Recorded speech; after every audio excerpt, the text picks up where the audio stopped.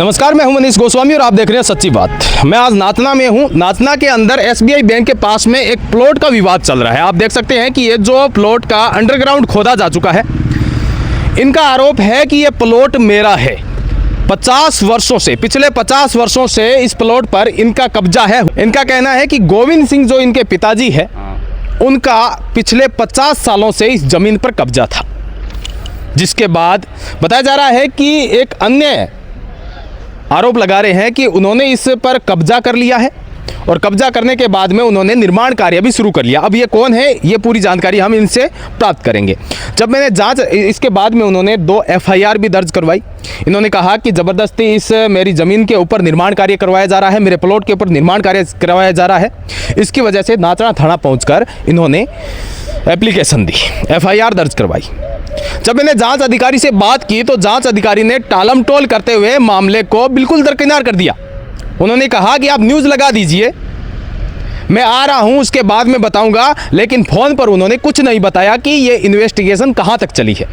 हम बातचीत करेंगे। नमस्कार जी। नमस्कार। क्या नाम आप? मेरा हुक्म सिंह। हुक्म सिंह जी, क्या विवाद है पूरा? यार सर, 50 साल से मेरा प्लॉट है यहाँ, मेरे पिताजी का नाम गोविंद सिंह है। ठीक है, यहाँ मेरी झोंपड़ी बनी हुई है, यहाँ टांका बना हुआ वो हमारा। अच्छा, वो ऊपर वाली झोंपड़ी आपकी? हाँ, ये मेरी झोंपड़ी, ये मेरे बड़े भाई की झोंपड़ी, ये मेरा टांका बना हुआ। ये जबरदस्ती, ये लाइट का कनेक्शन है, खंबा लगा है, जबरदस्ती यहाँ से घंटे जबरदस्ती। मैं यहाँ कह रह हूँ तो क्या? आपने मना किया तब क्या बोला? मैंने मना करिया तो मैं जाऊँ जब ढोनी जब हरू कर दे वापस। मना कर रहा हूँ रह नहीं। आज वो जैसे भी लागोड़ी, पहले ट्रैक्टर लगा यहाँ, मिट्टी काटी, मैं मना करिया तो ट्रैक्टर रोक दिया हूँ। बाद में गया जैसे भी लगा दी, जैसे भी मेरे से रही नहीं, मेरा पट्टा है। अच्छा, हमारे पास क्या पट्टा है उनके पास? नहीं, वो बोल रहे हैं पट्टा है। मैं कह रहा हूँ उसके पास फर्जी पट्टा है ही नहीं। पट्टा है ही नहीं, बिल्कुल फर्जी पट्टा है। अच्छा, ये पट्टा है पट्टा तो आपके पास भी नहीं? नहीं, मेरा तो पुराना कब्जा है, पट्टा वगैरह। अच्छा, कब्जा है आपका? कब्जा है, बिल्कुल सर।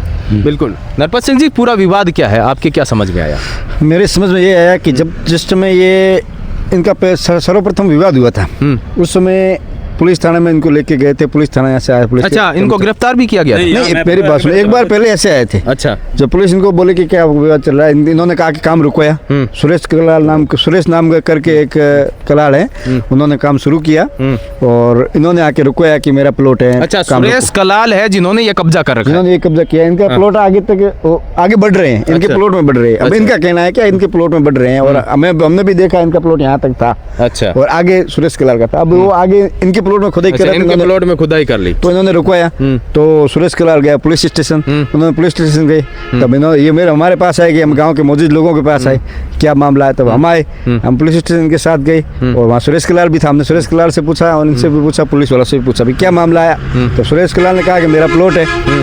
तो उस दिन किसी कारणवश इनके पिताजी कोई काम था, आए नहीं। बोला दूसरे दिन, एक दिन का टाइम दो, मौजूद लोगों को बैठ के समझाइश करके जो भी है कर लेंगे। तब सुरेश कलाल ने भी यस कर दिया कि यहाँ दूसरे दिन सभी लोगों को बुला लेना। और जब दूसरे दिन सभी मौजूद लोग आए, कम से कम बुजुर्ग गांव के लोग थे, 50 से 70-80 लोग थे, वो यहाँ आए। और जो उस दिन सुरेश कलाल नहीं आया। अच्छा, उस दिन वो नहीं है, वो सामने वाला सुरेश कलाल नहीं आया। उस दिन मैं उस इनकी पंचायत में मौजूद था। तो उसके बाद क्या हुआ, जब उस दिन वो आया नहीं, फिर किससे बात करे, किससे समझाइश करे? भाई 19-20 होता है तो समझाइश ही होती है। दूसरी पार्टी नहीं आई तो फिर पार्टी ने समझाइश भी किससे करे, बातचीत भी किससे? इन्होंने हमारे पास आए थे, गाँव के लोगों को इन्होंने इकट्ठा किया था। आपने देखा है कि यहाँ तक इनका प्लॉट था? इनका प्लॉट था। अच्छा, और उसके बाद में जब विवाद हुआ तो आपने FIR दर्ज भी करवाई? बिल्कुल करा। पुलिस वाले क्या बोल रहे हैं? पुलिस वाले बोल रहे सर उनका पट्टा है, आपके पास क्या? मैं बोला मेरा तो कब्जा है। मेरा क्या हुआ, मैं पूरी बात सुनाता हूँ। तो उसके बाद में वो आया नहीं। फिर कुछ दिन बाद ये अपने खेत चले गए। इनका कभी फसल कटाई का काम चल रहा है, नहीं तो ये उस झोंपड़ी में रहते हैं और अभी फसल कटाई का काम चल रहा है, खेत में चले गए। उसके कुछ दिन बाद सुरेश कलाल ने फिर काम शुरू किया। जब फिर काम शुरू किया तब ये आए, तब इन्होंने ये आके काम रुकवाया। काम उन्होंने रोका नहीं, जबरदस्ती काम शुरू कर चल रहा है। तब ये थक हार के 3 आदमी, ये एक इनका चाचा जी स्वरूप सिंह नाम है और एक इनका बड़े चाचा का लड़का है वो चैन सिंह करके, वो तीनों अपने झोपड़ी के आगे बैठे थे। तो बैठे हुए वहाँ से पुलिस आई और उनको अरेस्ट करके पकड़ के ले गई।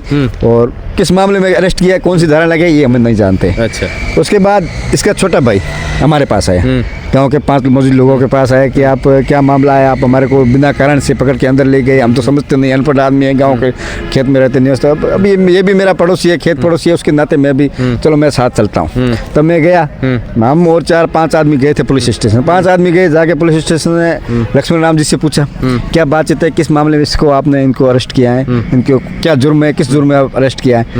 तब लक्ष्मण जी ने दरकिनार कर दिया, कोई बातचीत नहीं की, उल्टे रवाना हो गए खड़े होके। अच्छा। आपको क्या करना है, धमकी देने लगे। अच्छा। धमकी देने से नहीं चलता है, हम आपसे पूछने आए, पूछना हमारा भी फर्ज है, अधिकार है। आपने तो क्या आप कौन होते हैं पूछने वाले, पूछने कोई रूल्स नहीं है। मैंने बोला अच्छा, पूछने का कोई रूल्स नहीं है, आम आदमी पूछ ही नहीं पूछ नहीं सकता आम आदमी। मैंने बोला 1923 के तहत पूछ सकते हैं, रूल्स 1923 बनाए, बिल्कुल। उस नियम के तहत पूछ सकते हैं, पूरी जानकारी ले सकते हैं, क्या डिटेल है क्या नहीं। तब वो हमने मोबाइल वीडियो चालू कर दिया, इनके भाई उन्होंने वीडियो चालू कर दिया। जब हम लक्ष्मण राम से बात करने लगे तब लक्ष्मण राम जी वहाँ से रवाना हो गए। इनके भाई के मोबाइल में वीडियो भी अभी तक है। अच्छा। वो वहाँ से खड़े हो गए, भाग गए, रवाना हो गए पुलिस स्टेशन से, मुँह चुरा लिया। उसके बाद क्या हुआ, जब हम बोले कि ऐसा ही है यहाँ भुटाराम जी, उनके पास बातचीत करते हैं, जब उनके पास गए उस समय वो बाहर गए हुए थे। थोड़ी देर बाद हमने घंटा 2 घंटा वेट किया, रात को 8 बजे तक वेट किया। वो आए आके अपने ऑफिस में बैठ के हमें कोई बात से आश्वासन नहीं दिया।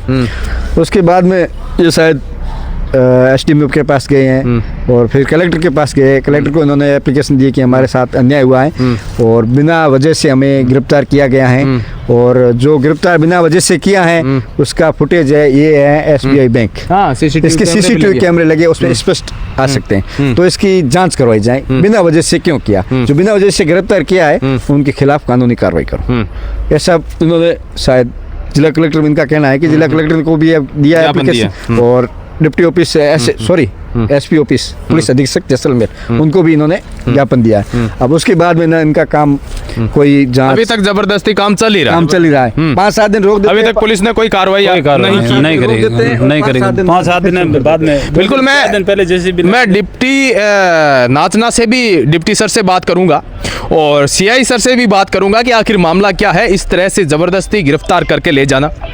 और दूसरा इनका कहना है कि पटा इनके पास में है नहीं, ना इनके पास में, ना ये जो निर्माण कर रहे हैं इनके पास में। अगर इनके पास में है तो इनका कहना है कि पंचायत से, और ये जो निर्माण भी है ना, ये भी अवैध है, अवैध निर्माण, कानूनी रूप से अवैध है। बिल्कुल। अवैध यूं कि इसकी एनओसी लेनी पड़ती है, ये अंडरग्राउंड कर रहे हैं, और ये विद्युत पोल है, ये भी हाँ, ये कभी भी गिर सकता कभी भी गिर सकता है, बड़ा हादसा हो सकता है। इसको आप देखो गौर से, इसको भी कभी भी गिर सकता है। जस्ट विद्युत पोल के कोने में से खुदाई कर ली। बिल्कुल, ये अवैध निर्माण हो अवैध रहा निर्माण है। अब देख सकते हैं कि अवैध निर्माण को नहीं रोका जा रहा है, लेकिन इनको घर बैठे पकड़ के अंदर डाल दिया जाता है। और जब पूछा जाता है कि इनको किन धाराओं में और क्यों, क्या जुर्म है इनका, तब कुछ जवाब नहीं दिया जाता। मैं मनीष गोस्वामी, मिलते हैं अगले वीडियो में, तब तक के लिए नमस्कार, जय हिंद, वंदे मातरम।